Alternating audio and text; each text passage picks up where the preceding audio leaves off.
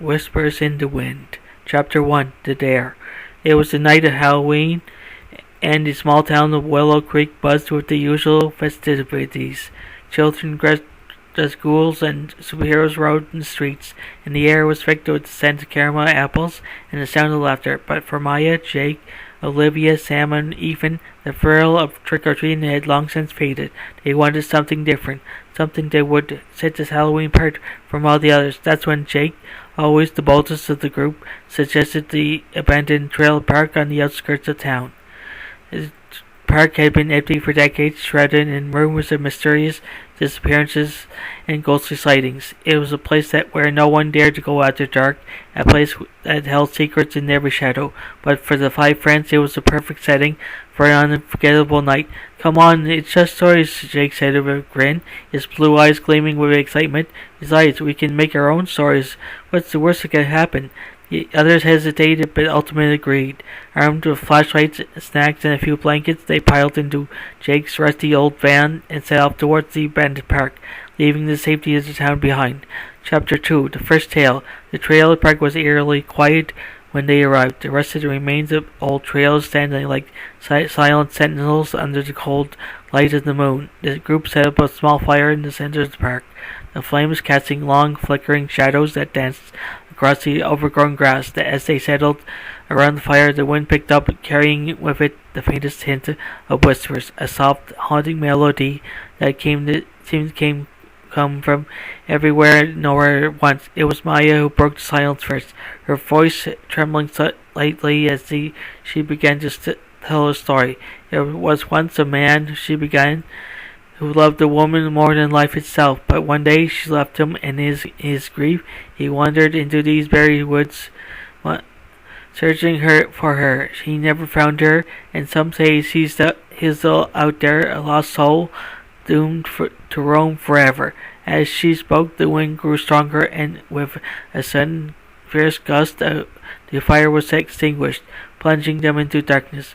Panic set in as they fumbled to relight it, but when the flames finally flickered back to life, they noticed something chilling, strange symbols that had been carved into the trees surrounding them, symbols that hadn't been there before. Chapter 3. The Curse Revealed. The atmosphere grew tense as Olivia, her hands shaking, pulled out an old newspaper clipping that she found earlier in one of the trailers. The headline read, "Family vanishes from local trailer park. Murder-suicide suspected."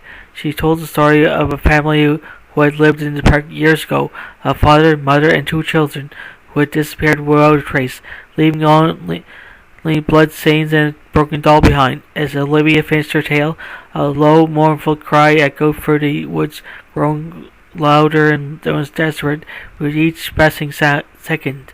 The group huddled closer together, fear gripping them as they realized that each story they told it was not just a tale, but a key to unlocking the dark past of the park. The spirits of the residents who had once lived there were awakening, drawn out by the various stories meant to entertain.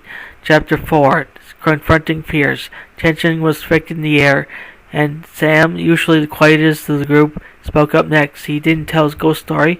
Instead, he shared something personal, a story of his own struggles with self-worth or feeling like he was never enough, always living in the shadow of others.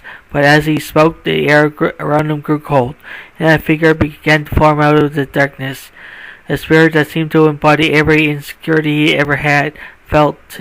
It haunted him, whispered his fears back to him, and with every word, Sam felt himself weaken. But this time the group didn't stand idly by. They grabbed hold of Sam, pulling him back from the brink as he confronted the spirit, shouting back that he was more than his fears. The spirit shrieked and dissipated into the night, but the victory was short-lived. Chapter 5. Descent into Madness. The night dragged on, and the group's nerves were frayed. Jake, determined to prove his bravery, declared that he would spend time alone in one of the trailers rumored to be the most haunted. The others tried to stop them, but Jake was adamant. Hours passed, and Jake didn't return. Worried, Maya and Olivia went in search for him. They found him in the trailer, but something was wrong. Jake was trapped in an illusion, a nightmare crafted by the spirits, replaying a terrifying scenario over and over. Unable to escape, they managed to snap him out of it, but Jake was no longer the same. His spur bottle shattered, replaced by a haunted look in his eyes. The spirits had left their mark, and the night was far from over. Chapter 6, The Final Confrontation. As the first light of dawn began to touch the horizon, Ethan, who had been quiet for most of the night, revealed a shocking truth. His family was connected to the trailer park.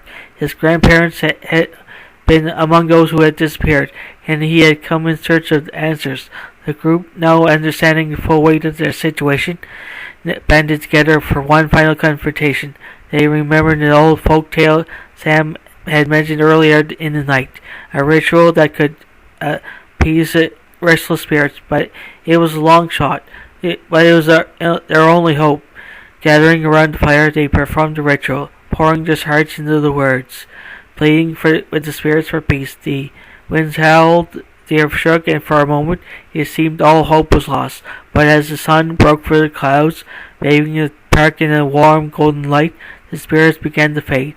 One by one, the figures that they had awakened disappeared, leaving behind only a sense of calm and the bittersweet sorrow. Epilogue: Shadows and Secrets. As they left the trail park, the group was forever changed. They had faced their fears, their insecurities, and the dark past of a place that had claimed so many lives. But as they walked back into the town, the whispers of the wind followed them. A reminder that some stories never truly end. The final scene shows the group making a pact. Next Halloween they would gather again, but this time they would be ready, because now they know the truth. In Willow Creek, some tales are more than just stories, and the shadows that linger might just be waiting for their next check to be heard.